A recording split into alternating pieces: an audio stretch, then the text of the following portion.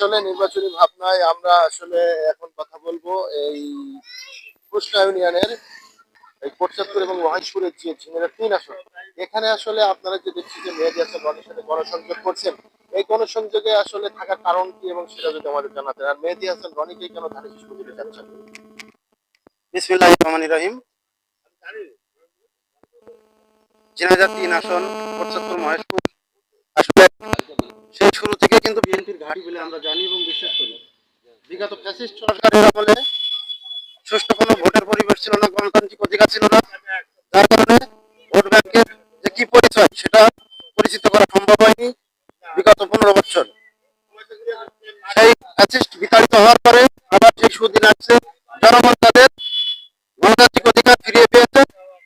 তারই ধারাবাহিকতায় আগামী ফেব্রুয়ারি 26 সালে যে জাতীয় নির্বাচন হবে, সেই জাতীয় নির্বাচনে আমরা প্রত্যাশা করি ধানের শীষ মার্কার প্রতীক নিয়ে আমাদের মেহেদী হাসান রনি ভাই বিপুল ভোটে নিযুক্ত হবেন এবং দেশনেত্রী বেগম খালেদা জিয়াকে এই ঝিনাইদহ ৩ আসন উপহার দিবেন।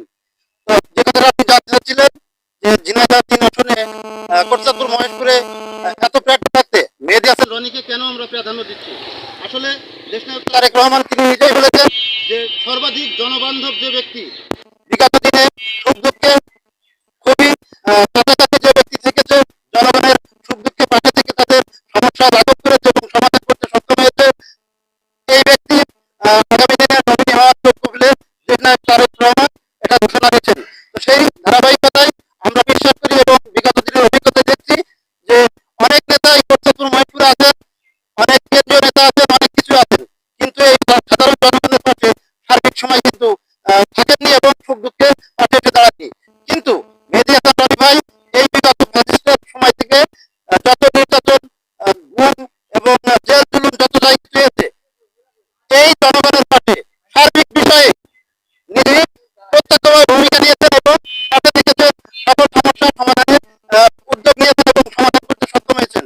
যার প্রেক্ষিতে এই কোটচাঁদপুর মহেশপুরবাসী তাদের মনোনীত প্রার্থী হিসেবে মেহেদী হাসান রনি ভাইকে বেছে নিয়েছেন এবং তাদের প্রত্যেকেরই বক্তব্য আমাদের দুর্দিনে দিয়েছিলেন তাকে আমরা ভোট দিব এবং তাকে আমরা চিনি। অনেক প্রার্থী আছেন নাম শুনছি কিন্তু তাকে দেখিও নি এবং সে নাম আমাদের মুখস্থ হয়ে আসে না, যার জন্য আমরা মেহেদী হাসান রনি ভাইকে চিনি এবং তাকে ভোট দিয়ে আমরা জয়যুক্ত করবো। ধন্যবাদ। আসলে আমরা যেমনটি জানলাম, আসলে মেহেদী হাসান রনি আসলে দীর্ঘ 17 বছরে দলীয় নেতাকর্মীদের পাশে যেভাবে দাঁড়িয়ে থেকেছেন, আসলে তাদের সুখ দুঃখের পাশে থেকেছেন। তারা বিপদে পড়ে হামলা মামলার শিকার হলে তারা আসলে জামিনের ব্যবস্থা সহ তাদের পরিবারের দেখভাল করেছেন বলে আসলে তারা জানালেন। তো এই জন্যই আসলে আগামী নির্বাচনে এই ঝিনাইদহ ৩ আসন ধানের শীষের কাণ্ডারি হিসেবে মেহেদী হাসান রনিকেই আসলে তৃণমূল নেতারা চান।